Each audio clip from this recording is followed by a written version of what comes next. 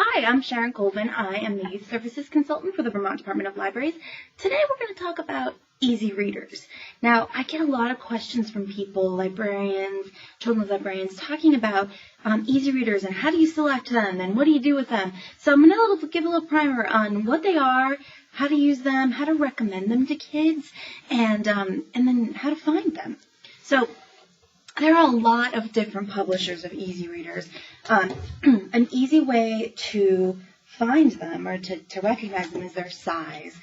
They tend to be this kind of long, tall, skinny size. Let me see if I have a novel to compare it to. Here you go. Here's a young adult novel, and here's an easy reader. So they're about, well, the easy reader's a little bit bigger. You can see that, but it's definitely thin. Now, every publisher does them a little bit differently. As I bend over, if you know me, you can't know I can't keep still. Every publisher does their ratings a little differently, and usually, not always, but usually the newer ones have little leveling information on the back. Now, I'm going to point out these I Can Read books first, just because these tend to be, I don't know, the most prevalent in your libraries. I'm trying to remember, it's HarperCollins. And I think part of the thing is they have the rights to a lot of books that your kids are going to ask for. So they have the rights to Fancy Nancy. They have the rights to the Berenstein Bears and Amelia Bedelia and Pete the Cat. So a lot of these, you're going to see them, and they're the only people who have the rights to make these easy readers. So you probably own these already. Now, the first thing I'm going to tell you is that it doesn't really matter which easy readers you buy. These kids are just starting to read, and, you know, it's up to you whether you want to go with the popular stuff or not. You can go the route where you buy the Frozen Easy Reader or the Elmo Easy Reader or the Dora the Explorer Easy Reader. It's totally up to you. I will warn you, though, that once you get those, the kids are going to keep asking for them. And so then you have to keep up with which books are being published and, you know, which ones are new. And if they're checked out, the kids are going to ask for them. But it is completely up to you.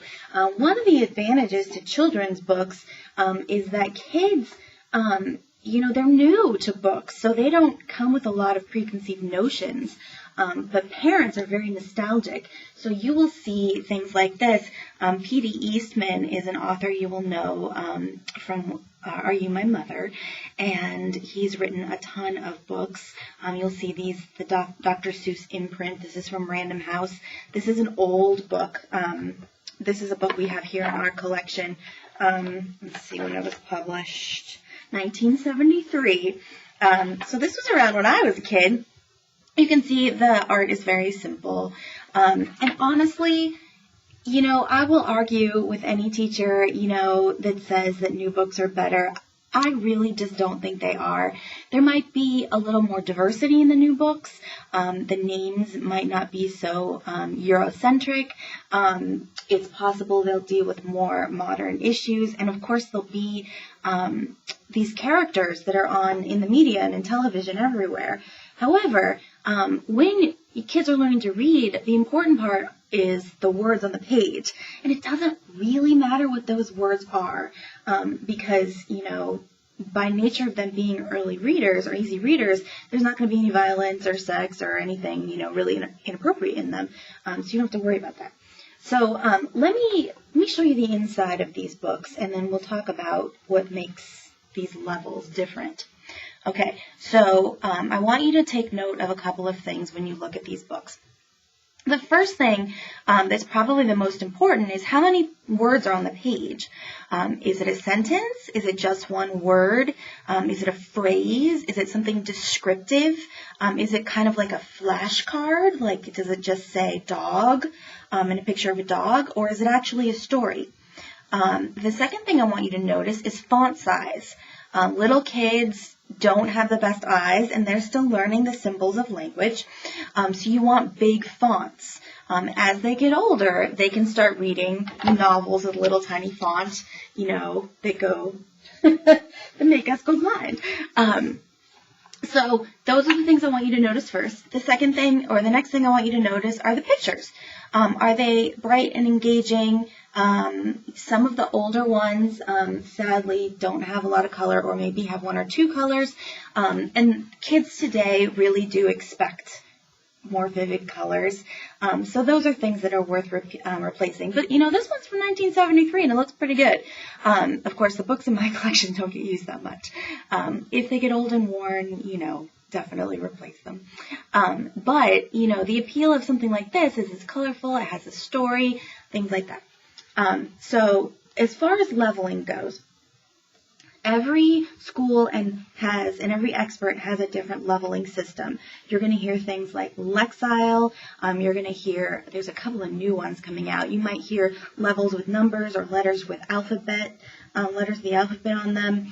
I'm going to recommend that if you are not a literacy specialist, or if you have not been trained in literacy, don't try to figure it out, because it's just going to be a mess. It's really, really tricky. And because every publisher does it differently, it's really hard to figure out.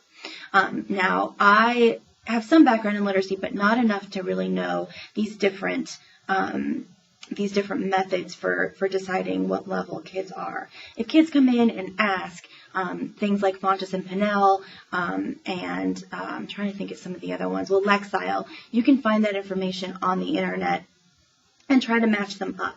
But here's my secret. Are you ready? The best thing to do when a kid comes to you, or a parent usually comes to you and says, I want to find easy readers for my grandson or my son, he's reading at a level J. And you're like, what the heck does that mean? You don't actually need to know. What you need to ask is, that's amazing, that's great. What was the last thing he or she read?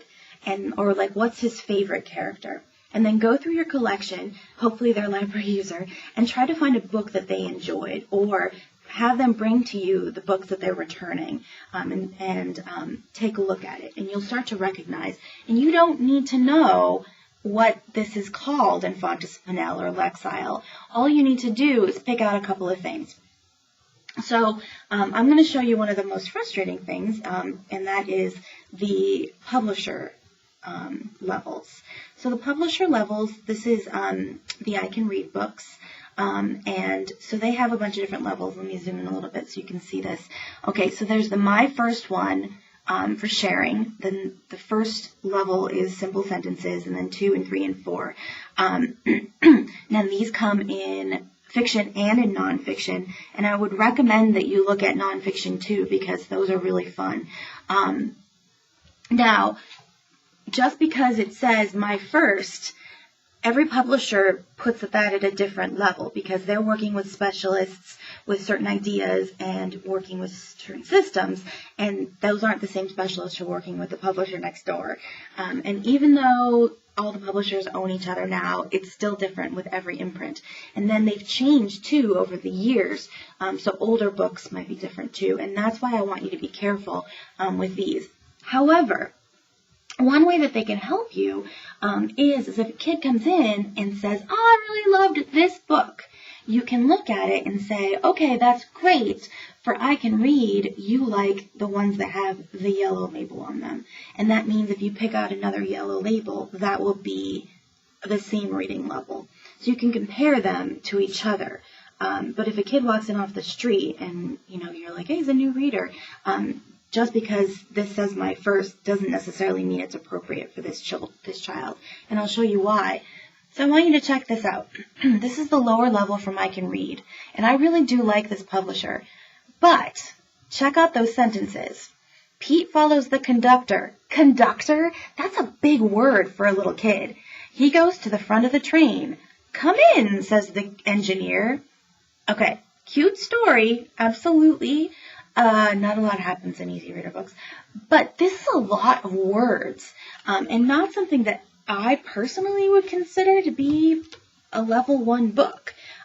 So I want to point that out to you. This is I Can Read All by Myself, Dr. Seuss Random House book, and this is one that's a beginner book, and it's a little simpler. They had dinner. Fred ate spinach, and Ted ate the beets. So it's a little bit simpler, but it still has sentences. Let me see if I can find you one that only has words. I have a whole bunch for you. Oh, this is one you'll see a lot of. Fly Guy. The kids really love Fly Guy. Actually, yeah. This one is, these are interesting because there aren't that many words on the page. So, you know, it's it's pretty simple. However, it's longer than some of the other ones, and they actually have chapters, which is really cute and makes the kids feel like they're grown up. So that's really nice. Okay, here's a perfect example. Elephant and Piggy, Mo Willems. These are some of the best books ever. If you put your money anywhere, these are them. These books won awards all the time. And one of the nice things about Elephant and Piggy is there are very few words on the page. But there's a lot going on, so you can talk about them, and you can have the kids make up a story. The kids can try to read them. They can fill in the gaps. They can try to do some prediction. There's always something going on, but there's not a ton of words. And it's very simple because there's usually only 2 or 3 characters on a page, and they match the word bubbles with the color of the character. So that's pretty simple. And plus, there's always Pigeon hiding on the last page. There he is. So something like this is very, very simple. I don't have one that's totally, I'm trying to find, it's hard because I don't have a normal collection here, but I'm sure you have some that are like super simple. The ones that are just like, this isn't very good. But let's say this one had a bear on it and it just said bear underneath. Or one that just had mouse and with a mouse underneath. That's what I would consider to be like the very lowest level. So this one in particular, this is another Random House Step into Reading. And this is another one that comes with, these are nice because they come in paperback. I think the I Can Read do as well. If you ever want samples of any of these books, just let me know. Send me an email. I get publisher copies of a lot of these books, especially the I Can Read books. If you ever want to see and try out some of these levels, just give me a call, send me an email. I'm happy to send you some. I always put them aside because I know that they're important. So this is their leveling here. So if you look at this, Ready to Read is preschool to kindergarten. Level 2 is preschool to grade 1. And level 5 down here is grades 2 to 4. 2 to 4, I mean, that's kind of old for an easy reader. I don't know a lot of kids who would pick up an easy reader who is that old. But here's a level 3 of Step into Reading. Just want to show you some of the goodness nonfiction. You can see, there's a lot of information in here, and this is about stingrays. And you can see that there's actual story that goes on. There you go. He gets stung by a stingray. That's terrible. And it's a little longer. This one is 48 pages, whereas the other ones, this level 1 is, I think it's 32. Yeah, 32 pages.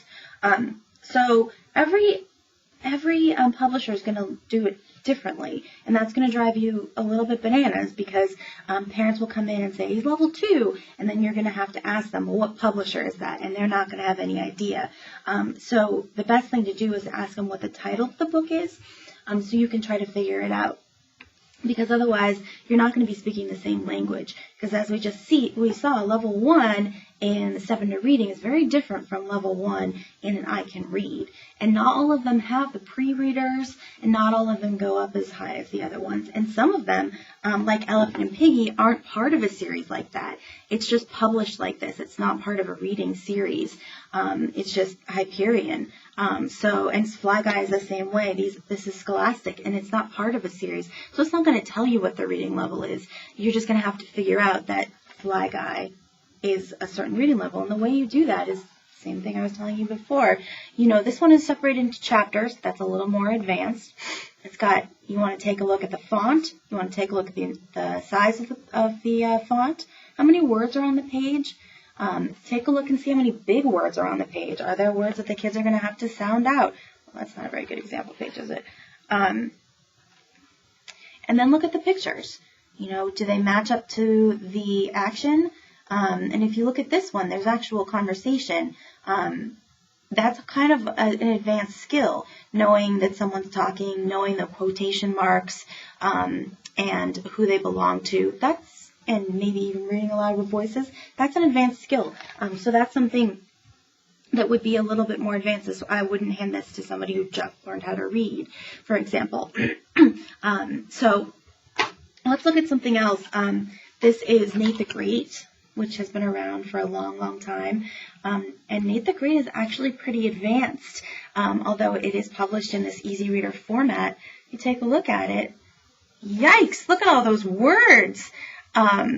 Now, you'll also notice that the illustrations are in, I think this is 3-color printing, so not as exciting as some of the other ones. Kids might not enjoy it as much, but it was published in 1972. It's held up a lot. It's got a good story. It's long. It's 62 pages, which is kind of a lot. So you could share this with an older child if they like things like that. So something like this could really stand the test of time. So my advice to you is to hold on to those older ones until they fall apart, or until, if they're inappropriate, of course you want to get rid of them, but don't get rid of them just because they're old, because sometimes parents will be nostalgic and say, oh my gosh, I read Cam Jansen when I was a kid, or I read Nate the Great, or I read Are You My Mother, and they might want their child to have the same experience, which is great. So Young Cam Jansen is another one that I wanted to point out. So one of the things publishers are doing, and Young Cam Jansen was one of the first, is that they are making younger versions of older books. So if you look at, here we go, Biscuit, what's her name? Alyssa Cappuccilli. She writes Biscuit books that are a little bit bigger, a little older. And now we have younger ones. And things like Danny and the Dinosaur, the same thing. And the perfect example, Fancy Nancy. Fancy Nancy are picture books, and they are pretty advanced language skills in there. And they came out with easy readers. Now, this is one of those things where if you want to get into it, you're going to have to buy a lot of them. But it's an option if you have kids who really, really like this stuff. There's also, trying to think, there's also a lot of the classics that you'll have heard of, like Frog and Toad. Anything by LaBelle is fabulous. Of course, you want to watch out for Dr. Seuss because they are pretty advanced, and some of them are picture books. And of course, P.D. Eastman. Those are a little bit advanced as well. So let's look at this Cam Jansen one. Dun, dun, dun, dun. Holy cow! Look at all those words. This is a really high level book. And that's a lot of words, a lot of conversation. There are 3 kids talking. That's kind of a lot. And the pictures, if you'll notice, don't take up, it's more text than picture. So this one I would consider to be a little bit older. So what you want to do is just want to practice with these books and start flipping through them so that you can have a sense of which ones are older or younger relative to each other. Now, like I said, you don't want to turn yourself into a literacy expert. You don't have time for that. You could definitely find one in your community who could help you if you'd like. But if you don't have those resources, instead, try to look at your books and figure out how, is this one harder or easier than the one next to it? And which ones are equivalent? And start to recognize some of these publishers. You'll recognize some of them from their spines. These are the I Can Read books. And they have numbers right on them. But always keep in mind that these numbers are only for this publisher, because if you have another publisher next to it, it's going to be a completely different number, which, is enough to drive you crazy. I know that very well. So, this is step 2 in Step Into Reading here. Font's very big, lots of pictures, lots of people talking though. And then let's look at step 2. Do I have a step 2? Of course not. You'd think I would. Oh, I have one. Here we go. Here's step 2, and I can read. It's a riff-raff. It's never been opened before. So actually, this looks like they might be on the same page, but that's not always the case. So you definitely want to be careful with this. And actually, this might be no, they're different publishers. There's also something called Reading Rockets, where they publish fiction and a lot of nonfiction that's really wonderful, that you might want to look into, things like tractors and trucks and animals and things like that the kids would be interested in. The nice thing about these is, they'll circulate a lot, so they might fall apart. You definitely want to reinforce them. But they don't really, they stand the test of time. At least the standard ones do. And that's another reason to think twice before, like, is Pete the Cat really going to stay forever? I think he might stay a little while. Fancy Nancy? Maybe. Frozen and Elsa? Maybe not. It's totally up to you. It depends on your community. In some libraries, you buy a Frozen book and it's going to fall apart in a year anyway because so many people will use it. And so then, you got your money's worth. In other libraries, it's better to go for these older ones that will stand the test of time. So my advice to you is to get used to looking at the text rather than at the numbers and at the covers. And don't rely on the numbers that the publishers give them. Open up the book and take a look. And you're going to be looking for things like font size, how much of the page is text, how much of the page is pictures, how long are the sentences, is it complicated, are there chapters, and are there hard words in it, something like this. See how the text is really small? This was written before a lot of the early literacy research came out, so I think that's why their font isn't as big as I would like it to be. But these sentences are pretty small. Also, the older books won't necessarily have the numbers on them because they didn't start doing that until relatively recently. Some of the places you'll find these books, you can definitely, of course, Amazon. If you go to the hot new titles for children, they'll definitely tell you what's new. You can go to the publisher websites if you want to. You can find them in used bookstores, book sales. Definitely, keep an eye out for them. But like I said, you don't need to replace your old ones until they fall apart. Because kids don't know. They haven't ever met these characters before. Danny and the Dinosaur is still new. This is fabulous.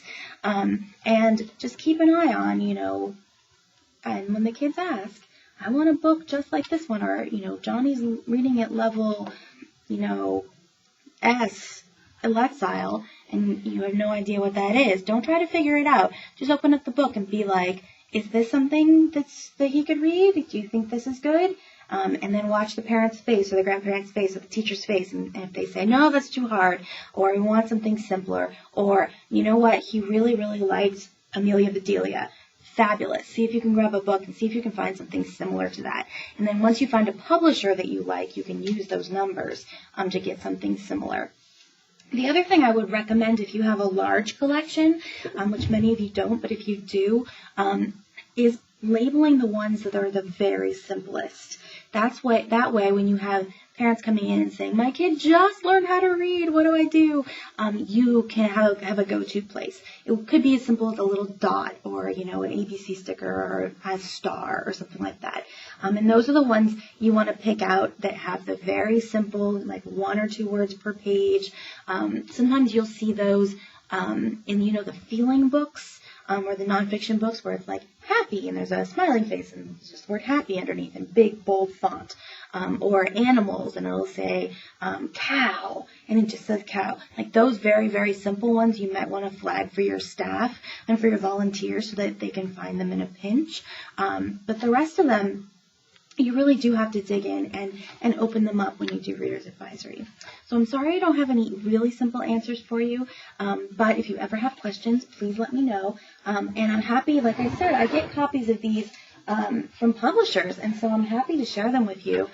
Just let me know what you're looking for, nonfiction, fiction. Are you missing some really simple books? Are you looking for some more advanced books? Just let me know and I'll send a few in the mail for you. Here's my contact information. Feel free to drop me a line anytime.